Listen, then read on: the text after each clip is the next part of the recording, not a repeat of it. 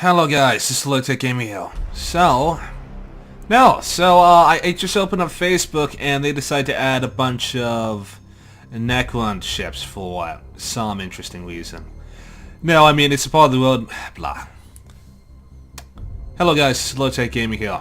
So, I just opened up Facebook and the new patch is live, and with it they've added four new Necron ships to the game, which is really cool. Let's take a look at these here. So they've added four. So they've added this one over here, a new light cruiser, a new battle cruiser, and a new grand cruiser. And out of all of them, I guess the grand cruiser is the most unique one in terms of just design-wise. The other ones are basically variants of the ones that we already had here with some interesting new twists. So let's take a look at this. So we have this new light cruiser over here. I'm not gonna even try to pronounce it. Oh, just Bia. So they really just aesthetically look the same. So you can't really tell the difference other than looking at the weapon emplacements change, really. But in summary, the new light cruiser over here is almost like a weird mix between the Shroud and just the normal cruiser classes, in that it only has, it only has lightning arc artillery batteries. It doesn't have the ability to cloak, it doesn't have increased sensors, but it also has the ability to actually use the Star Pulse wave, which is really interesting. So this is more of like a close quarters brawler kind of. So it doesn't have the stealth ability as the Shroud, but this is arguably, it's on paper it seems more useful than some of the other light cruisers. Maybe not in terms of taking damage, but in terms of just like putting out damage, as the combination of having a light cruiser with Star Pulse waves is actually quite interesting. So gotta actually test this out and see how that works, because probably spam out a lot of these here and do a huge amount of damage with the Star Pulse waves alone, and then finish off the enemy with lightning arc artillery strikes. Kinda cool. It's only 140 points. It's actually the cheapest light cruiser here. Kinda wish I had this during my Necron campaign playthrough. Anywho, moving on. So the next one is the Howler down here. So the real difference between this one and the Harvester is that the Howler does not have access to the Star Pulse wave. However, it does have 8 lightning arc batteries, which is, it's 100 times more than it had before. I mean, granted, it doesn't have the Gaius Pulse whip turret, so it's more of a close range weapon now. So and it doesn't have any real defense against ordnance or doing basically all the variations you can use the Star Pulse wave for. Essentially, it doesn't have that, but it does have the ability to do a lot of damage with its lightning arc batteries.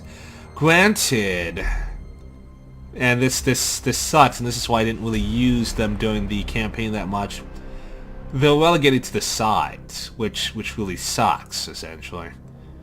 So it's not the most optimal cruiser to take, more of like a subset you'd use to augment your fleet if you have some extra points and don't want a light cruiser. But I don't know, it without the Star Pulse wave and without the ability to, if you could file 180 front, I would accept that. That would be okay. But actually I didn't even mention that over here. So this is also just 90 degrees front, so it can literally only fire right in front of it as well, so you can't make any fancy maneuvers with it. Going back to the Howler, essentially, it really is a hamper. I really don't know why it's like this. I would take the reduction in fire or in batteries as long as I could fire in front, as it just, or in the 180 front view, because it does matter in certain maneuvers, really, because you just, if someone's in front of this ship, you can't engage them. You just can't. It's impossible. They're like, the enemy's in front of us. Fire. Fire at what, sir? Turn the ship to the side. I don't know. It's really a handicap, but it's like almost 50 points cheaper. So it's like I said, it's like something where, like, if you don't want a light cruiser, but you have just a little short of a cruiser, so you can go and get this, and it can help you out, as it's still a cruiser. So, and if you do get on the sides, so you can do a lot of damage. So, you kind of have to get this in between enemy fleets, I suppose, to be completely effective with this. Moving on to the Ruiner. So the Ruiner is weird, because it's basically just, like, they're all variations with the exception of the Grand Cruiser that we haven't covered yet. But this is more of a variation of it's more variation. Let me just go into it. So, like, the Reaper has 6 Lightning Arc turrets and 2 Gaia's Particle Whip turrets. This one has 4 Particle Whip turrets and only 2 Lightning Arc batteries. So, in a sense, this one over here is more of, I mean, I guess it's more of like a long-range battle cruiser, essentially. More, because the downside of the Lightning Arc batteries is the fact that they are close quarters. Also, wait a second. Oh, wow, so I didn't even see that in my initial look. Yeah, so, you have more firepower at long range because you now have 4 of them instead of 2. So this is more of like a way to go after the Eldar, to deal with, kiting Tau players or so, people who like to fire at you from long distances. So this is like really good for like those engagements, because the Necrons do suffer from that with most of their vessels or so. But yeah, the Lightning Arcs can only fire at the 180. I mean, it makes it relatively, I guess you do need to go ahead and just like broadside people in order to use all the weapons or so, but this does give you more options in terms of just long-range engagements. But granted, the Reaper itself, while it sacrifices, 100% or no, 50% of the firepower up front, it does have the ability to use Lightning Arcs in all degrees and all angles. So you can use them when charging an enemy in the front, and granted, you might be able to do more damage with them. So there is that, essentially. So I guess it really depends on how much you're willing to rely on the Lightning Arcs to do a good amount of damage with your abilities. If you need more Lightning Arcs to utilize your abilities and your skills, then you want to probably go with the Reaper or so. But if you just like to, or if you need a more long-range, or a more long-range combat-oriented battle cruiser, then you want to go with the Scythe Ruiner, because it's just more optimized for that type of warfare. Alright, so now since we've gone through all the variants, we actually can go into the cool one. The Scourge. Yes, so the Scourge is, aesthetically, it looks really, really nice. I feel like the Necrons have looked at way too many, goth, or not goth, more like just, like, it literally looks like a light cruiser and a battle cruiser, and the Karen got into some weird, I don't know what, and this is what came out of it, because it has a light cruiser type of bat wings in the back. It has the Karen's like frontal piece. Then you can see down here that it has like kind of like a battle cruiser piece over here. So this is like a amalgamation of all these different ship types or so put into one, essentially. I don't know if the devs did that. Anywho, moving on. So what is this ship and what does it do? So this is a carrier, but not a carrier. Like, while they just standardizedly put out that it,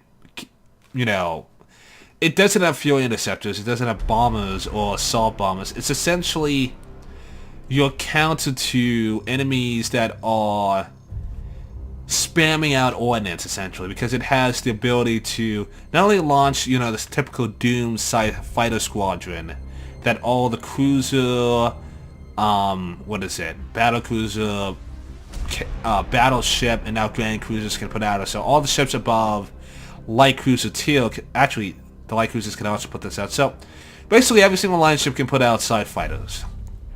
But the difference is that this one over here has the ability to also deploy an additional 4 on top of that. So you, in a sense, now have, what is it? You have a total of 4, 8, 12 extra scythe fighter squadrons that you can add to your fleet, allowing you to significantly increase your defense against ordnance, against carrier focused fleets. So it gives you much more, what is it, I guess, defense against that. Now, in terms of just offensive armament, because this is all defensive armament, you can use the scythe fighters to scout out ahead. You can use them to destroy enemy turrets, if that really matters to you, essentially. But in a sense, you really just, what is it? Wait, what? Hold on.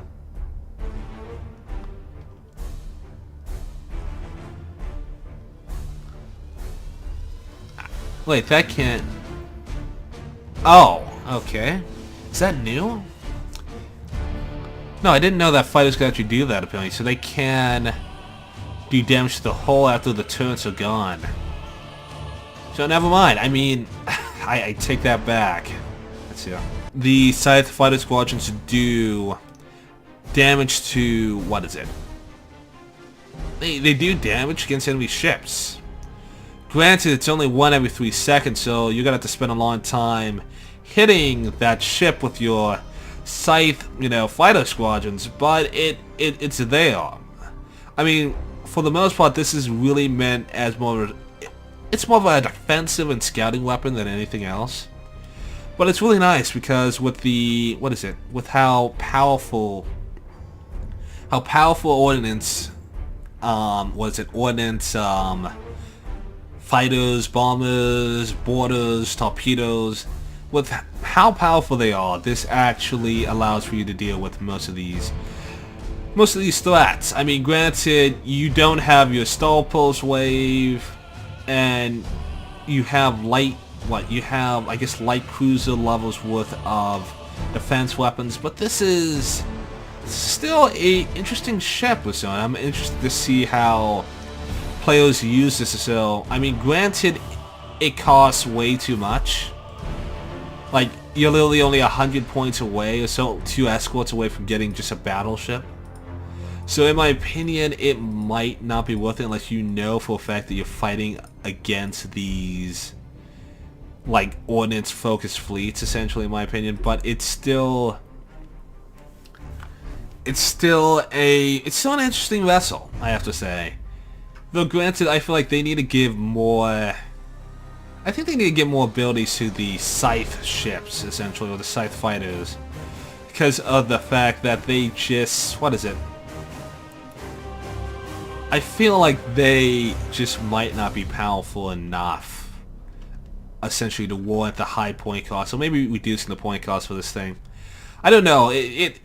We need to see this thing in action to see how effective it actually is against, what is it?